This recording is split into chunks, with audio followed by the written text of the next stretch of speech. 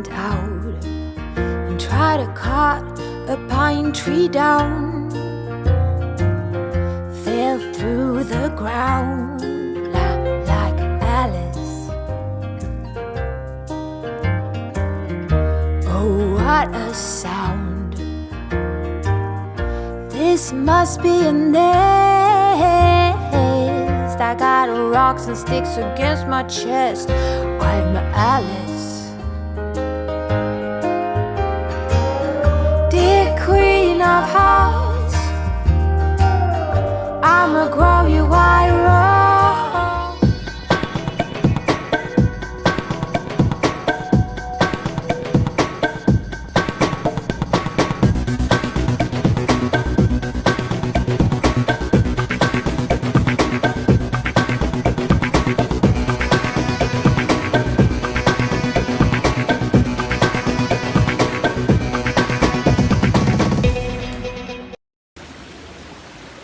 Hello everybody!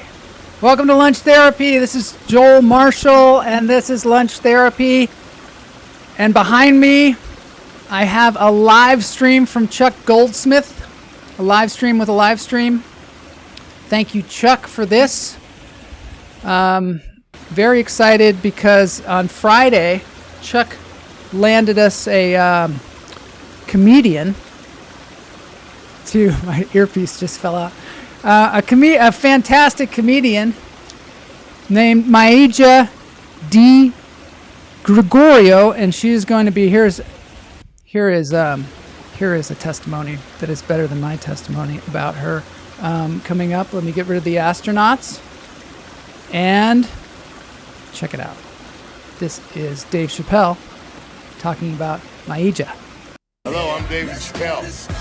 That is Maya Georgia. She's coming to your town soon. Check your local listings. I've known this woman for over 20 years. It's worth buying a ticket. Check out, support your own. God bless the real comics forever and always. Look, it's a billboard of me! Oh my god! That's right, this is the coolest thing ever. I'm actually getting an opportunity to headline in Vegas at the Laugh Factory, which I'm so excited. So that is cool. Maybe by Friday I'll learn how to pronounce her name properly. Marshall. Anyway, looking forward to having her on the show because she's a fantastic professional comedian. Chuck turned me on to her. She has agreed to be on the show. We're looking forward to it. But now to some other pre-show breaking news. Last week, I dropped a 40-pound weight on my foot. This is the aforementioned 40-pound weight, and this is the aforementioned foot. It was all purple and swollen and horrible, and so I wanted to give you an update on my toe. Here it is. There it is. Not purple anymore. Very happy about that. So there. So I think that was a warning, perhaps. Slow down a little bit because I was rushing and I picked up a weight and I knocked that one down. It landed on my foot and I was like, wow, something bad just happened. Let's see. Oh yeah. Wow. So the directive this week is to look at the world and say, wow. Just really see all the wows of the world, because a lot of times we're looking at the world going, oh. But instead, this week, we're going to say wow a lot of times. Many times as you can say it. Try and spread it liberally around your week. Wow, I am a cyborg. It's amazing how I have healed myself. Very much like in any of those futuristic films, such as, The Terminator, where they heal themselves super fast. We've got some really great stuff today because what we're going to do is we're going to look at the images that came back from the Webb telescope. We're going to get a lot of reports from Jeff Lohman and from Just Jay, or Jay Bird as she calls herself. Both of these people have multiple names, and we're going to try to get to the bottom of that as well. Let's get into this. It's lunch there.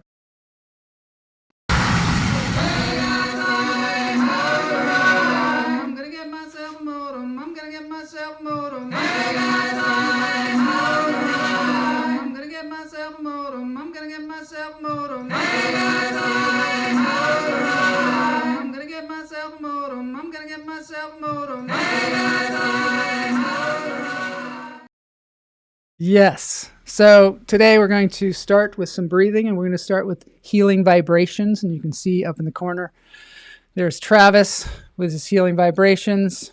Yes, I did want to say about my toe, one of the things that we did immediately was we put ice on it. Seems like a good thing to do. If you are going to have a swelled up toe, make sure you put ice on it. I learned that with a couple of ankle injuries a while back. So anyway, let's breathe. This is Travis up there with his crystal bowls. In through the nose, out through the toes. Hold it.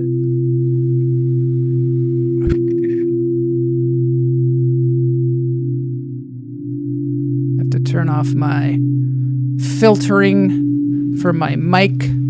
So breath in through the nose, out through the toes. Hold it. Let it go. Yeah, we're going to try and get a contest in here today. We've got some animal therapy. And we're going to shake it off. Going to get that endocrine system flowing in through the nose. Hold it. And out through the toes.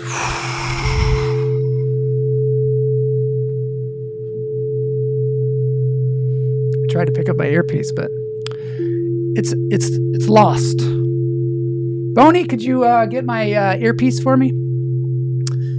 So healing vibrations, he's sitting on this special prototype of a cushion that apparently you can sit for hours and hours and hours and your legs don't get all numb.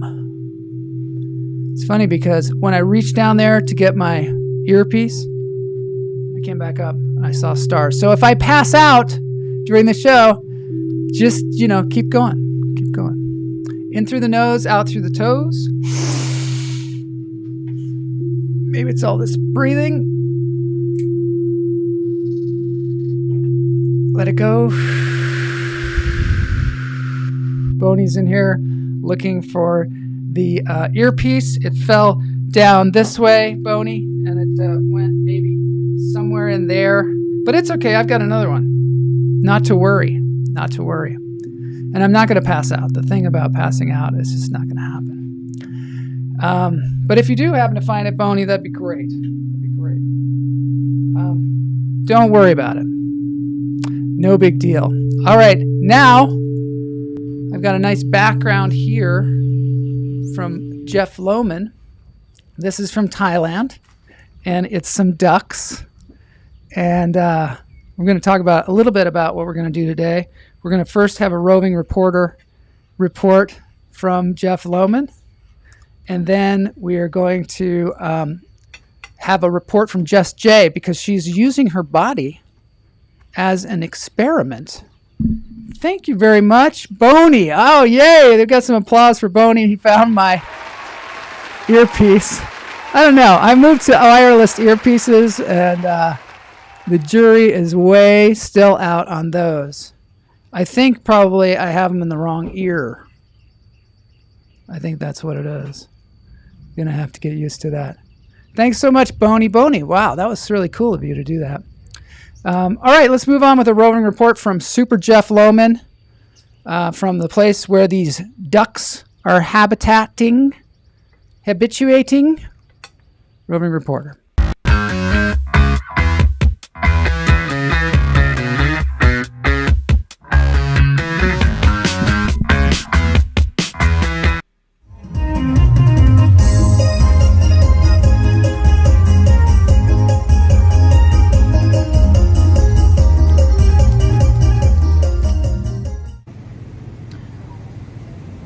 Adventure Jeff here, or Super Jeff, take your pick. Here at a massage parlor in Thailand. Massages are very doing it here for thousands of years. One thing that you'll find out is that sometimes you'll get a masseuse that just isn't into it too much. And when that happens, you need to go to some place where you know that the masseuse has convictions. So I found just such a place here. There we go. It's the Lila Thai Massage, and it's run by ex-inmates. So if you're gonna get a masseuse, get one with convictions.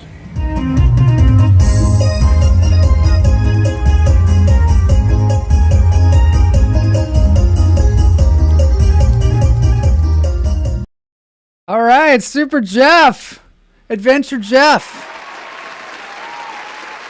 I didn't know where that was going to go. I mean, I thought maybe we were going to go in there and we were going to watch him get a massage or something like that, but that was super cool. Always remember to get a masseuse with convictions. Now we have a report from Just Jay, who is experimenting on her body with medicinal preparations. Hey, Joel and Cult of the Hummingbirds. This is your roving reporter who is in La Veta, Colorado in her RV. I have very important information for you. I went over to the Bud Hut yesterday to get me some medicinal Butt Hut? sleep aid. This the Bud is what Hut. I bought. The Bud Hut.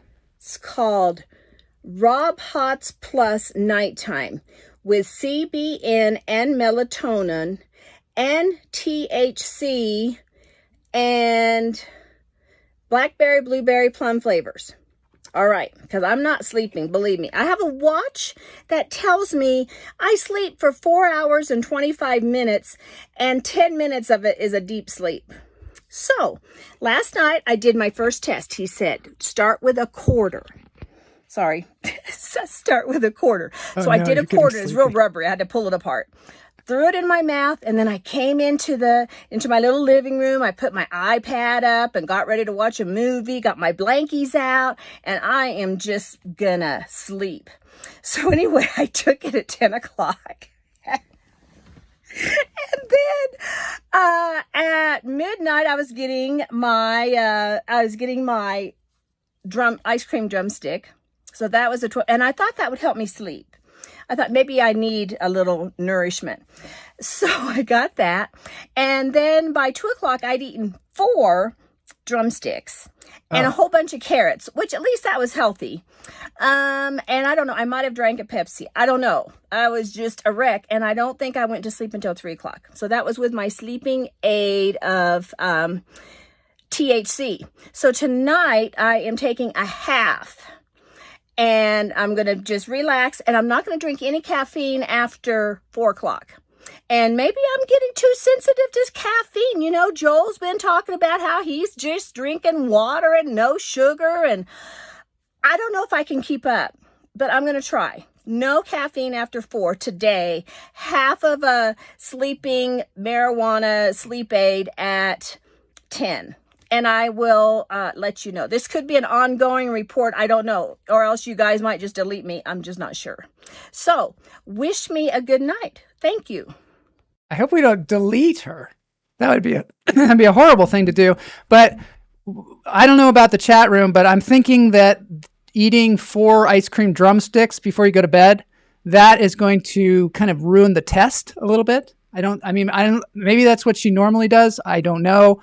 I don't think eating carrots with the ice cream drumsticks makes any difference whatsoever and is not very healthy. But we're going to continue on, and we're going to find out more about this. But first, we got to get into the breaking news because I promised that I was going to reveal to you some images from space. And so let me just show you a little something about the history of lunch therapy and the Webb telescope. Here's some excerpts from previous episodes.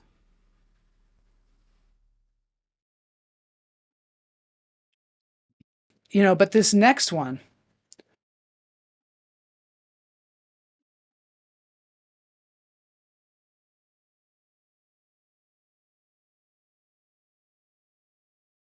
maybe you should take a sleepy one with that milk after a bath. I don't know what just happened with my excerpt. Let's try this thing again. Here we go. Yeah, we don't know. We don't know why there's no audio in that one. Here we go. Bigger, better, faster, stronger, and it's going to be able to see 1,000 times farther than the Hubble. Why do we want to look into space? Why do we want to see far into space? Well, for one thing, we're going to learn a lot because... So that's why we look at space. One of the reasons is it's good for us. And this incredible Webb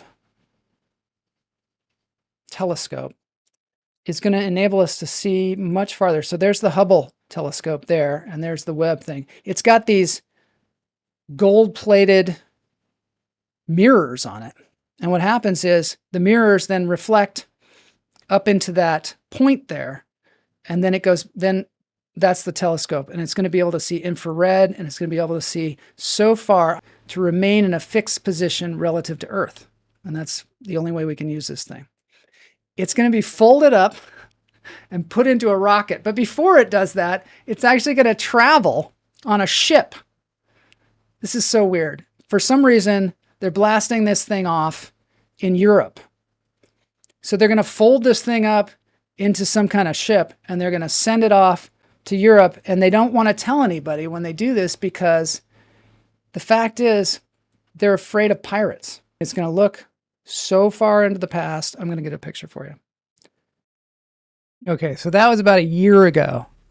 And I was talking about this Webb thing, and they were going to put this thing in space, and they were going to send it 1,000,000 miles away, and then they were going to unfold it like a big origami out in space, and then they were going to make it cold, super cold, down to negative 350 degrees Fahrenheit. And at that point, I was concerned. I was super concerned. Are they going to be able to get this thing out there? If anything goes wrong in that whole cycle, and it seems like it would, because something always goes wrong, right? And cold up.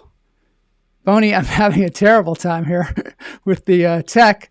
But yeah, so you would think that something was going to go wrong when they put the Hubble telescope out there.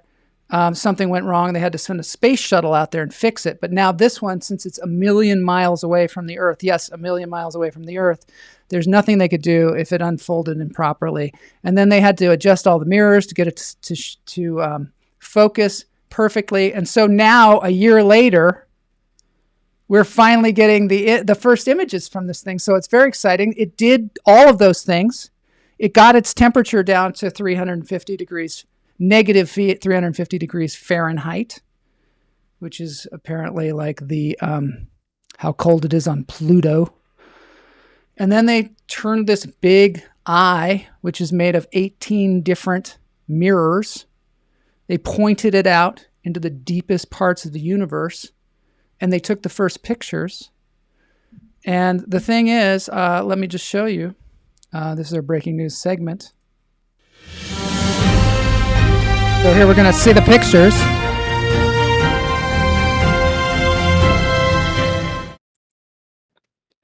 So they're going to be like time travelers in this thing. Oh my goodness. So there's the path for it. Good thing I didn't put that thing in space, because I can't even, Boney, I can't even, do the normal thing this week. And I'm showing all these incredible feats done by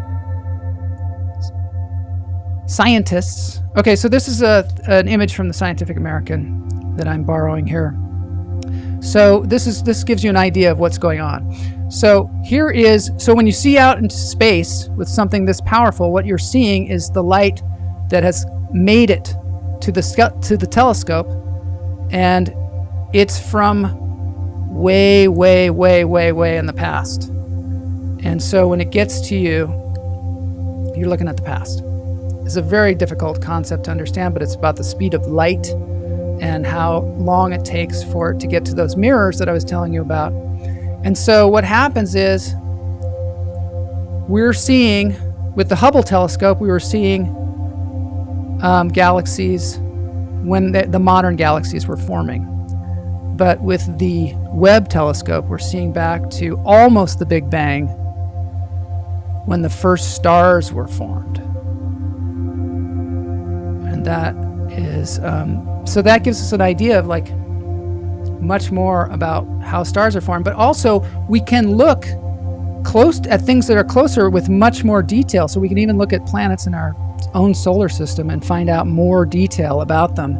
And so our chances of finding other life forms out there in the universe, which I would imagine there are many, many, many life forms out in the universe, because, I mean, if you think of this, there are more galaxies out there than there are people on this planet.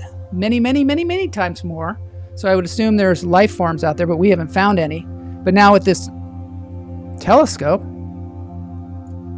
we're going to be able to actually see some of this stuff. So, you know, these are the first images, and we were like, well, what are we going to see? Is there going to be like a person just like me with a cat shirt out there? And we're just, so that's going to be the big joke, is that the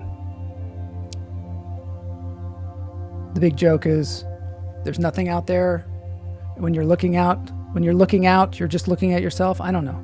But anyway, let's take a look at these images. So this is one of the first ones that they took, and it is pretty extraordinary. This is called the Deep Field. And what it does is, so this is the one yesterday that they gave to the President of the United States and tried to get him to explain what it was. And he's got enough problems, you know, going on, that he doesn't have to be a scientist and explain like what the heck this picture is. So he had a bunch of other scientists there. But this is what's called the Deep Field. And what you're looking at, according to NASA, is you're looking at many overlapping objects at various distances. And they're including stars, galaxies, galaxy clusters, a distorted background, galaxies behind the cluster. The background of space, this is their words, not mine. The background of space is black. Thousands of small galaxies appear across the image. Their colors vary. Some are shades of orange, others are white, many appear as fuzzy ovals, but all have distinctive spiral arms. So these images are available on the NASA website and in very high resolution, so you can even like delve into this, because this essentially is your telescope. And somebody spent $10 billion on this telescope to find out the origins of the universe. And so, you know, every day I think there are going to be more and more images, but these are the first ones. This is something called the Southern Ring Nebula, and it is a dying star.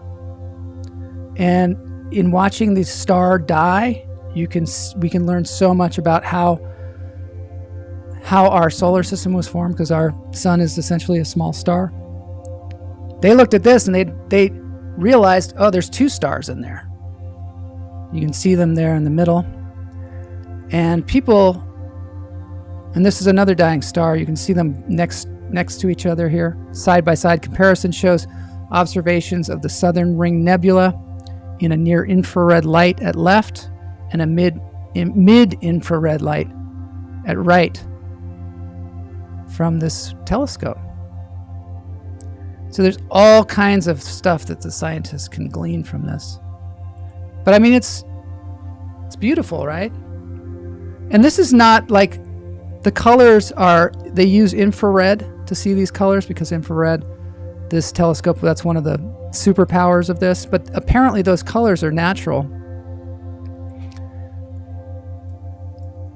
Here's another one of the few pictures we have.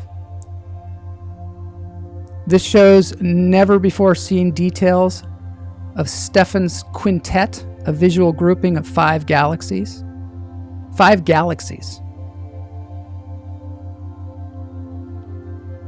So it also unveils hidden areas of star formations.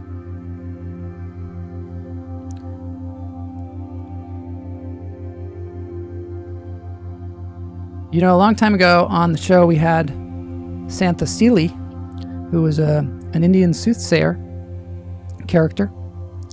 And she said looking at the galaxies, or looking out in space, was good for you. Some people don't like it because it makes us feel minuscule, you know? Makes us feel like maybe we're not that important.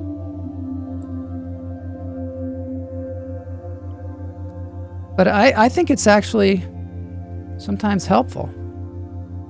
I don't know what the chat room thinks about that, but I think it can be very helpful. Let me see if I can zoom in on this thing a little bit better.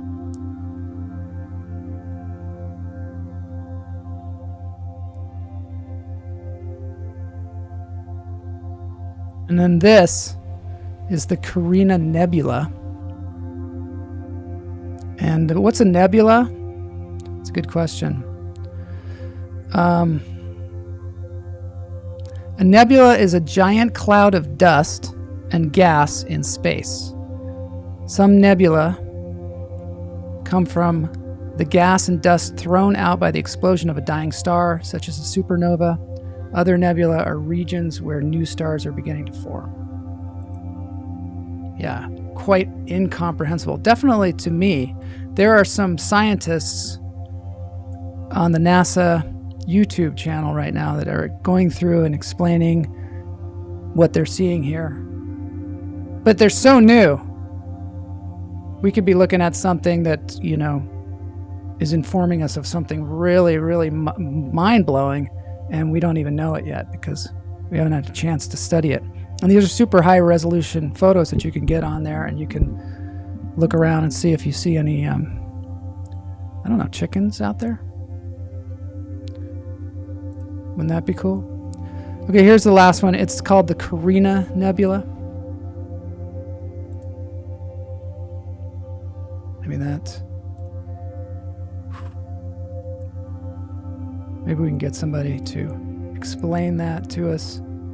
I think I can get somebody to explain it to us a little bit, just so we don't have me explaining it, which I know nothing about it really, just what I found out today.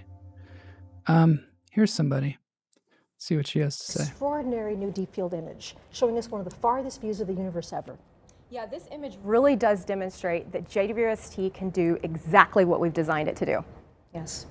And the Canadian Space Agency then took us to the massive planet WASP 96b, where the team has detected evidence of atmospheric water.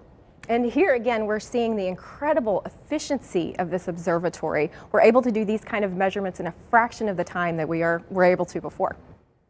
And then we zipped up the road from NASA Goddard to the Space Telescope Science Institute. Hold on, let's see what this guy says, because he's going to tell us about those dead, dying stars. Wow. Okay, well, here we are. We have a near-infrared image on our left, or on maybe your right. And here on the right, we have a near-infrared image. This guy and is so I'm here with Carl, our astronomer specialist. Can you tell us what we're looking at in these images? So this is a planetary nebula. It's caused by a dying star that has expelled a large fraction of its mass over in successive waves. Okay, so we actually see those waves in these images. Yes. Wow. And so there's a lot of structure. Can you tell us a little more detail about what we're looking at? Like I said before. With this one on the left. Yeah, so in the NIRCam image, you see this kind of bubbly, almost foamy appearance throughout the whole nebula with some very structured shells. And this foaminess is showing up in orange mainly. And this is due to the molecular hydrogen that's newly formed in the expansion, just lighting up the gas and dust of this nebula. And then as we move inward, you see this kind of very blue haze in the inner region. And this is actually due to very hot ionized gas that emits well in the blue that's heated by the core, the leftover very hot core of this star. And what about these like rays that I'm seeing in this image? Right, so there's also rays in the outer regions that you can kind of see, and these are holes in the inner nebula that are actually allowing the central star's light to come out and kind of light it up like patchy clouds with the sun shining through. Wow. Oh yeah, that's what it looks like. That's so cool. So you're actually a mid-infrared astronomer, which is different than near-infrared. Getting really into it. And so but, what can you tell us about the details here. of this mid-infrared image? So it's quite different in color. So anyway, if you want to see that, go to the NASA website. Got some quotes here from some people here about space. This is Mae Jemison. She says, never limit yourself because of others' limited imagination. Never limit others because of your own limited imagination.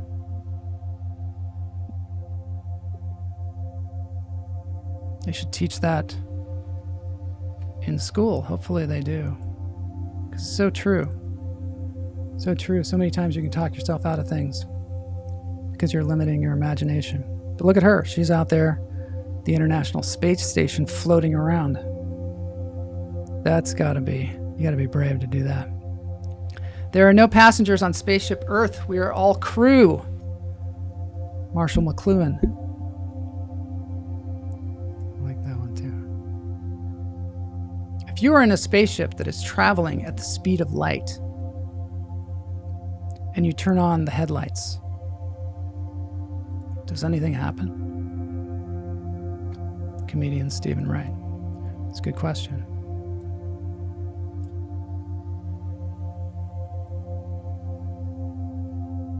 After one look at this planet, any visitor from outer space would say, I want to see the manager. That's a good one. That's William S. Burroughs, not always known for his comedy, but hilarious nonetheless. That wasn't very robust laughing, was it? Boney, could we get some stronger laughing in here? Stephen Wright. I like Stephen Wright, yeah. He's hilarious. Wallflowers, one headlight. Yes.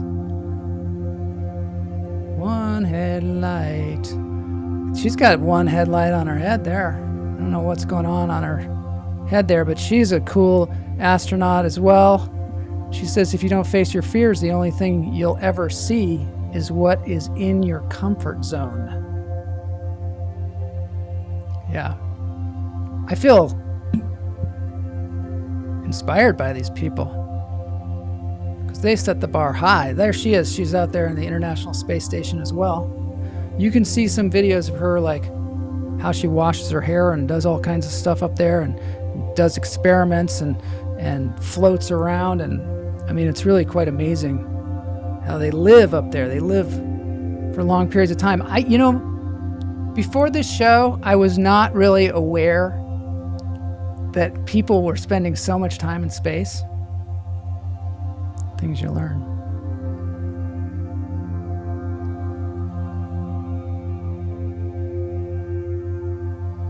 When you look at the stars and the galaxy, you feel that you are not just from any particular piece of land, but from the solar system.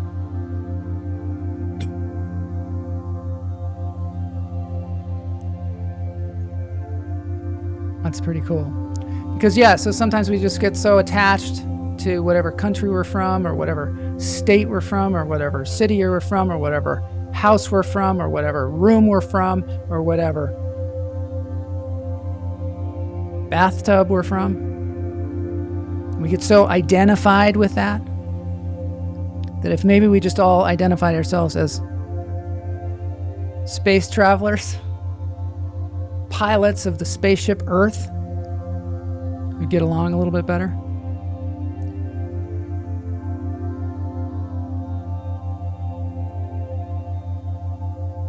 What can we gain by sailing to the moon if we are not able to cross the abyss that separates us from ourselves?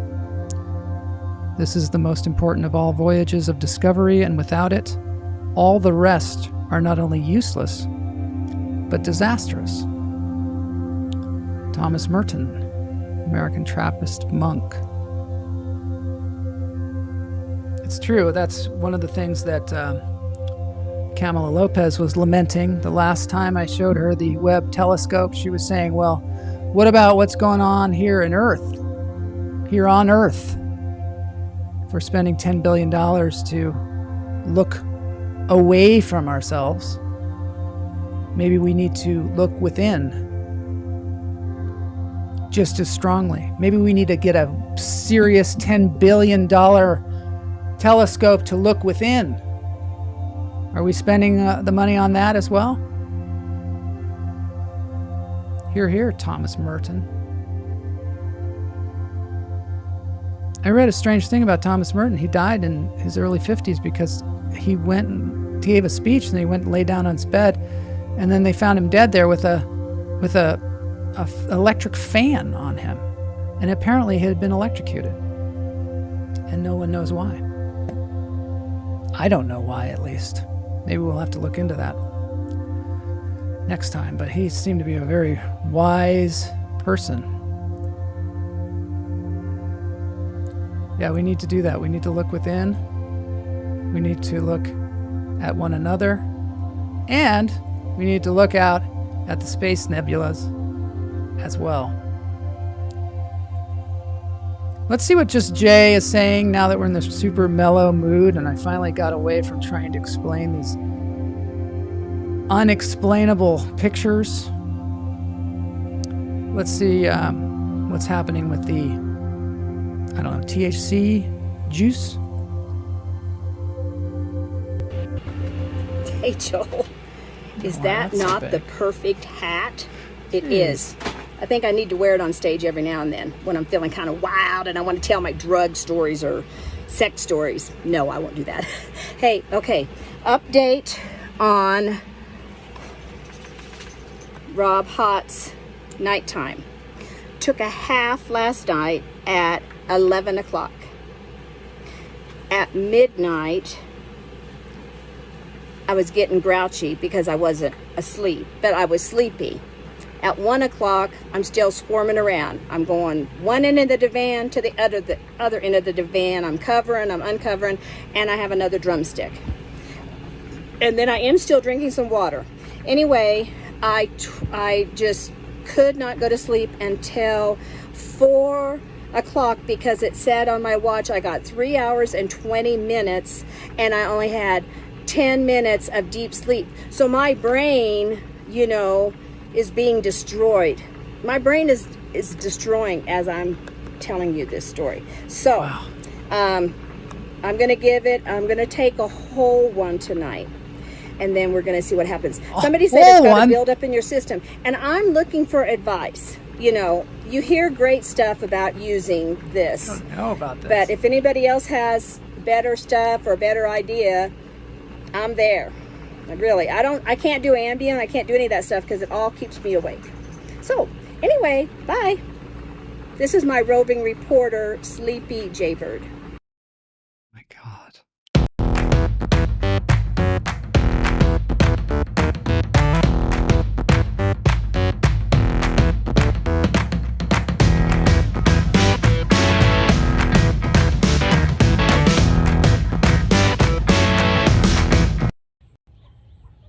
I'm a little worried about the experimentation because she seems to be going up in the dosage quite extensively. But yeah, she's got to sleep. She's got to sleep. Definitely, I would stay away from the Ambien. I've heard so many different stories about people doing all kinds of wacky things on that. Just my experience. I really think a hot bath with Epsom salts and a mug of hot milk with a shot of brandy. Wow, never heard that one before. This is Jeff Lohman has sent me these lovely chickens. There's one roosting. And this is again in Thailand. Look, I love the green of this.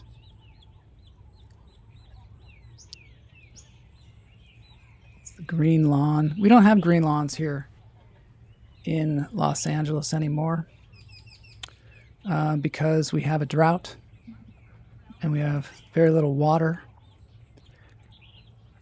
But we do have some beautiful chickens. Let's see, he's got another one too that he gave us, which is these. He told me what these are called. Does anybody know what they are called? I do not know. I have no clue what they're called, but I think maybe Jeff told me. I'm looking. Guinea fowls. He said these are guinea fowls. I've got a very interesting animal that I want to talk to you about next on this thing. But first, I would like to show you some more of those monkeys that I showed last week. Last week we had the macaques. This is a macaque from Japan. They live in a very cold climate. They live in the Japan Alps. And they love hot tubbing. They love hot tubbing. They got a big old hot tub there. and they hang out in the hot water, and they are the primates that live in the coldest areas. I love that picture. There they are hanging out in the hot tub. This is how they survive. Their faces seem like they get all red. Like that happens to me when I get in the hot tub too. Do you pour the brandy in the hot tub? That's good. Oh, in the tub. Yeah, maybe that's why their faces are red, because they pour brandy in their hot tubs. But I know what you're talking about. You're talking about taking a hot bath, drinking the brandy, going to sleep. I would not recommend doing sleepy things while in the bathtub, though, because you could fall asleep in the bathtub and drown. I'm sure more people have died that way than being attacked by sharks. No, in the milk. Salt in the tub. Ah. Wow. Wonder how many times I said wow on the show today. Not very many. Not enough. Not nearly enough.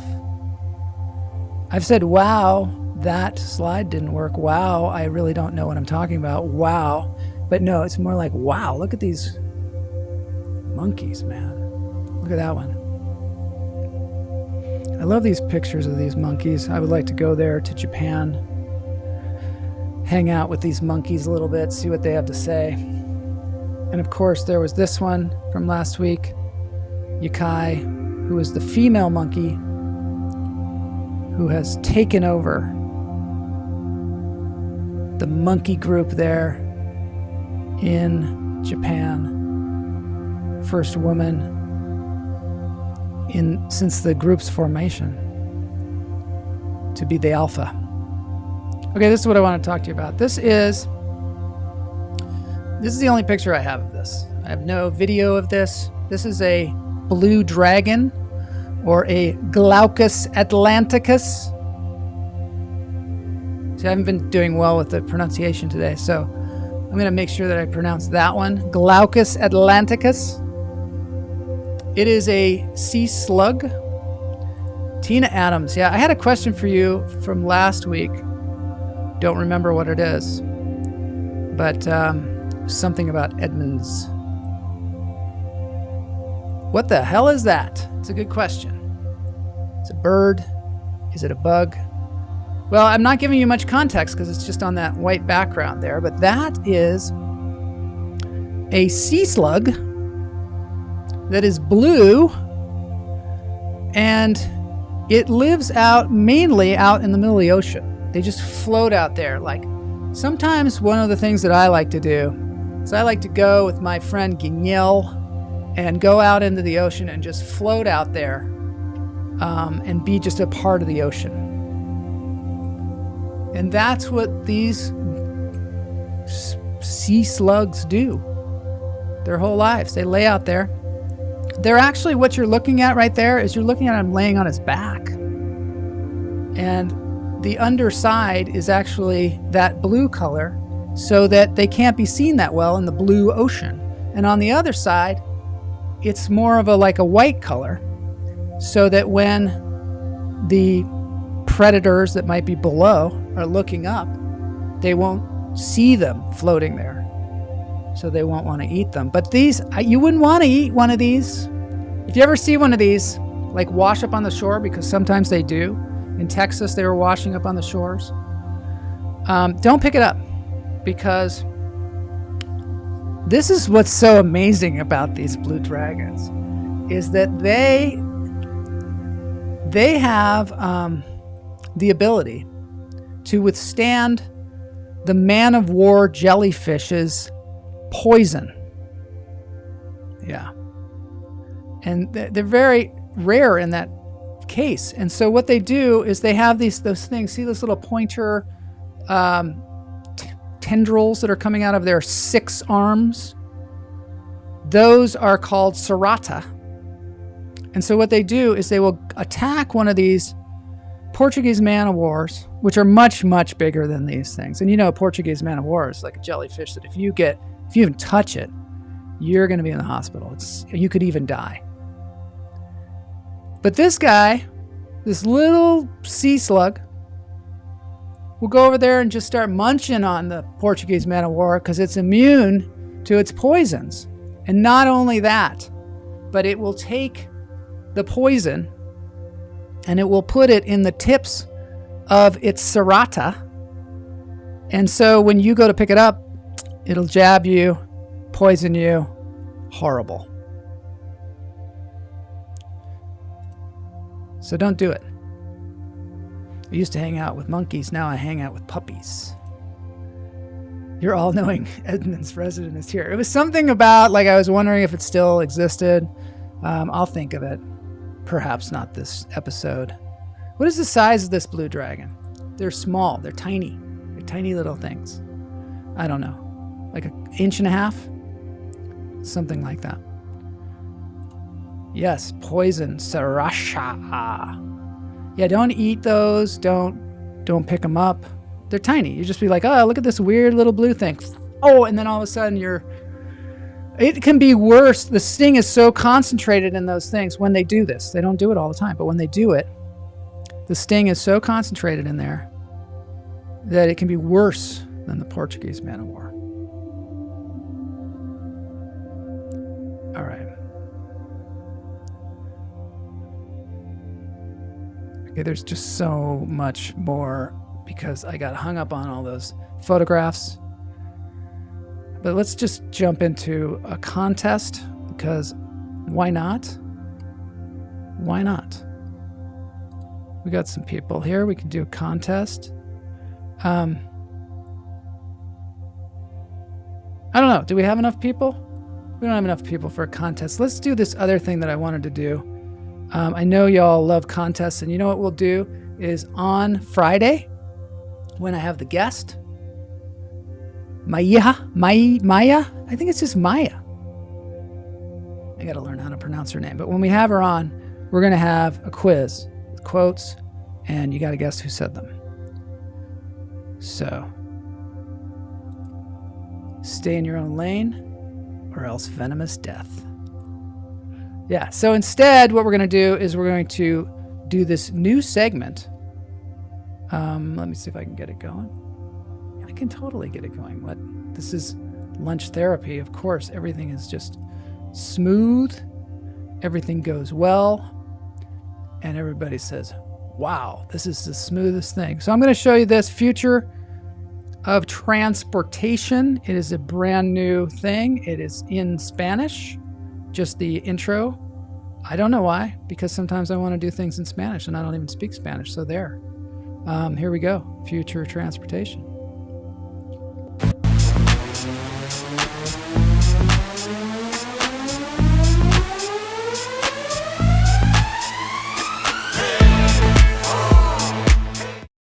Future Transportus. Futura Transportus. We are going to look again at this guy with the Triton because he is going to show us all the ins and outs of it, which I think is cool. The spring has finally arrived in Europe. The sun is out. It's amazing weather, and we are here testing B-Triton. So our amphibious camper trike. We finished the production model earlier this year. So we've been filming and doing stuff in the studio and at the workshop, but we I just want to point out, it is now called an amphibious camper trike. So if anybody asks you, what you want for Christmas, you say, I would like the B-Triton, the amphibious camper trike. And I would like to house my plant on it. Finally can show you the features here actually on site near a beautiful lake in Latvia, and so just to take you through some of the features, as people have been commenting on our YouTube channel, what is this, what is that, and maybe just simply I can just walk around and tell as much as I can. So just to recap, the bike goes that way, the boat goes the other way. So you have the propeller for the boat here, which lowers down from the cabin. So first, let me just tell you more about the bike. So the bike seat is adjustable, further closer to the pedals and away, depending on your height. This peg is kind of helps you to get on the bike easily. The seating position is super comfy. It kind of gives you the presence. A lot of people say, oh, why didn't you do a recumbent bike? No, we didn't want to do a recumbent bike. The seat we will be developing to make it comfier maybe than this one with a sort of taller backrest. But we really like, we're keen cyclists, we like this position. I'm gonna drive one of these things. It's just amazing. You have to try. I'm gonna play a hand pan. Actually feel it. So I'm gonna say wow all the time. You have 7 gears internal gear hub, hydraulic brakes on all 3 wheels with a parking brake. So the motor is a Bafang 1.5 kilowatts. Oh, it's strong, motorized. So it's a very strong motor. It's one of those motorized bikes. So yeah, with 7 gears, internal gear hub, and then you have all sorts of controls similar to a motorcycle, basically, because technically in Europe this is electric 3-wheel moped, so you have a throttle as well. So if you don't want to cycle, and you have a crank sensor which will give you assistance, but if you don't want to cycle, you can just use the throttle. And then you have the honk, you have flashlight, you have lights. I wonder if one's ever gotten in an accident. So yeah, everything you would need, you would have on a normal kind of moped or motorcycle. Then you have the display and controls for the bike. So you have different settings from 1 to 5 assistance levels. You can see it can go up to 1.5 kilowatts see on the inside of the power. boat. And then you have also there's so much here. Anyway, you can go to Beach Triton, but I just want to see the inside of the boat part. And this is the engine or motor controls, 5 gears forward, 3 gears rear drive. Again, couple of USB slots. This is the main power switch. Sport. And then you have interior lights, fan, and headlight, low beam, high beam, and a display. And also you have a Bluetooth if you bring a friend along, it's got to be a really good friend. And the steering wheel can be removed. It's close quarters on your way when you go to sleep. So that's pretty much that. And then this is important, that with the fan, there's a fan in one of the chimneys. And that's how you get the fumes out when you're cooking, because the most amazing thing is really the camper. So obviously the bike and boat, they of course amazing kind of gears in terms of or tools for mobility. But when you camp, when you stay on a lake wouldn't expect or to in the forest, cook in there, would you? I would just part. So these seats can be thinks removed. Of everything. So as a boat. When you're in boat mode, you drive with your steering wheel, with all the controls. It's a good point. You can rent them. Manual one, which is by the way fun. Someday, and then you can remove these seats.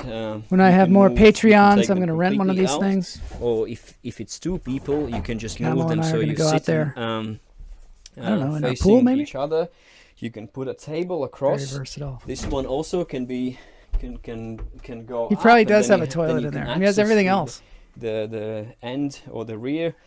And then down here, there's a bowling alley. So 2 people can come on down. So you just put 2 inflatable mattresses, a couple of inflatable pillows. Take your cats. And this is a room for staying overnight. And then if you put a nice little table here, which we also have as part of the kit, you can just there's a put table. Your coffee. This is insane. Maker, it's so and cool. Just make a coffee so while cool. It's raining all right, or thanks so whatever, much for sharing that with us. He looks like he's going to get. I'm just nice going ahead a little bit. To close. Anyway, we got to get to the dance break. Roof. These are about 100. Okay, everybody. There's solar panels on the top of this thing. For God's sakes. So, got to get one of those. Let's hear what the last report from Just Jay was. Okay, here we go. Last one. Okay, Joel. I took my medicine at around midnight last night, maybe 11:30, and I went to bed. I went to bed at 12:30. I squirmed around till around 2, but I made myself stay in bed. And I kind of had the munchies, but not bad because I didn't have anything to munch on. So that's kind of good. And drank some water. And anyway, my watch said, my my watch said I had 4 hours and 6 minutes, but I had 25 minutes of deep sleep. So that is getting better. 25 minutes, so it's increased. And I don't know, are these watches really accurate? I mean, it's on my wrist, but how does it really know if I'm sleeping? Do I believe in all of this stuff? Because if I fell asleep by 2 and I didn't really wake up until 8, to me, that's 6 hours. But I don't know. I don't know how these things work. So anyway, final report for your roving reporter, the Sleepy Jaybird. Thank you. So I don't know if those things work either. You know those scales that you get on, and it's got those weird sensors and it tells you your body fat? Like, does that work? I don't think so. I wonder about these things.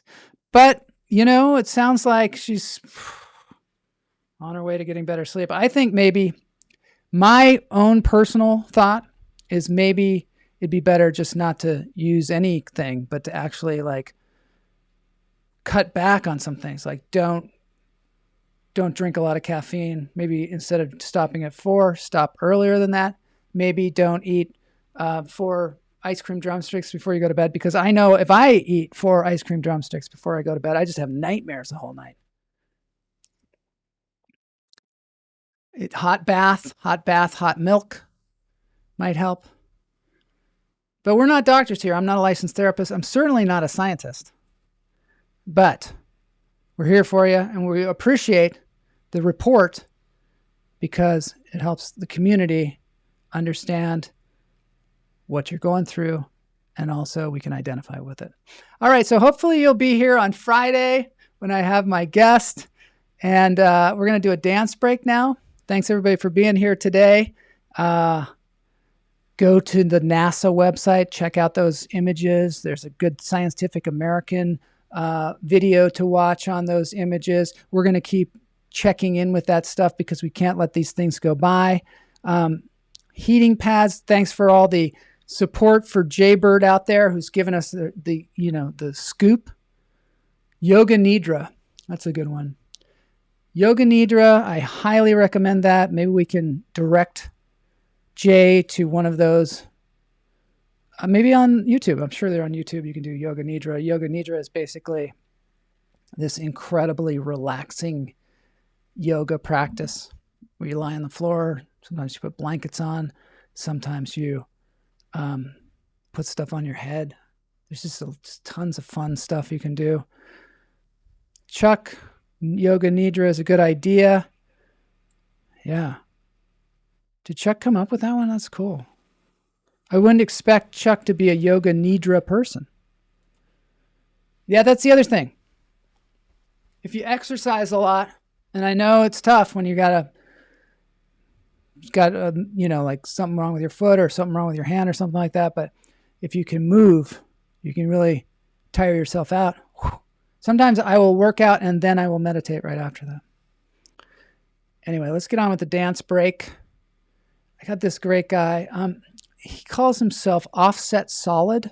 I don't know his actual name. We did play one of his songs, I don't know, maybe a year ago. He seemed to enjoy it.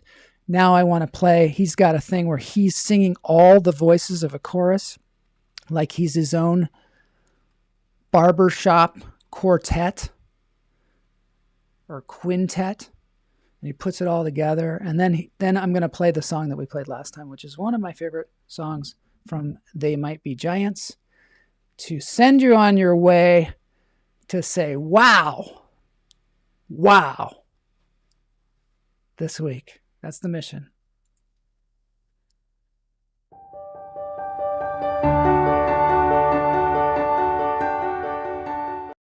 Movement.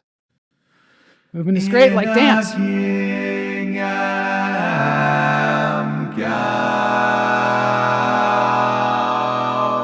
She stole my heart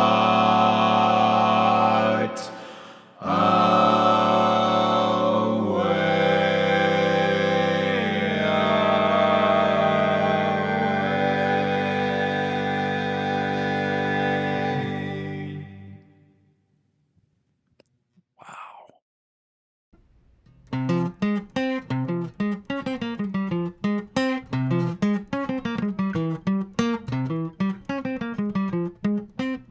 Uppsala.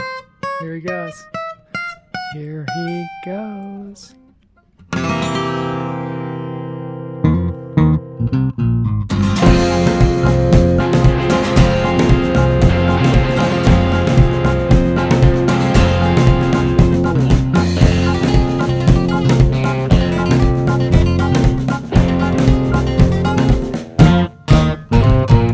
Istanbul was Constantinople, now it's Istanbul, not Constantinople, been a long time gone. Constantinople, now it's Turkish delight on a moonlit night.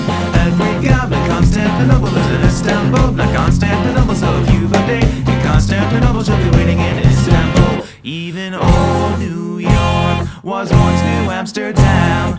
Why'd they change it? I can't say. People just liked it better that way. So back to Constantinople. They can't go back to Constantinople. Been a long time gone. But Constantinople, why did Constantinople get the works? That's nobody's biz but the Turks. Whoa!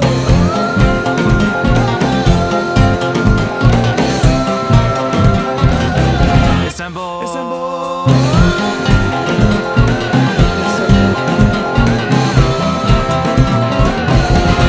Istanbul. Even old New York was once New Amsterdam. Why they changed it, I can't say. People just liked it better that way. So take me back to Constantinople. They can't go back to Constantinople. Been a long time gone, but Constantinople, why did Constantinople get the works? That's nobody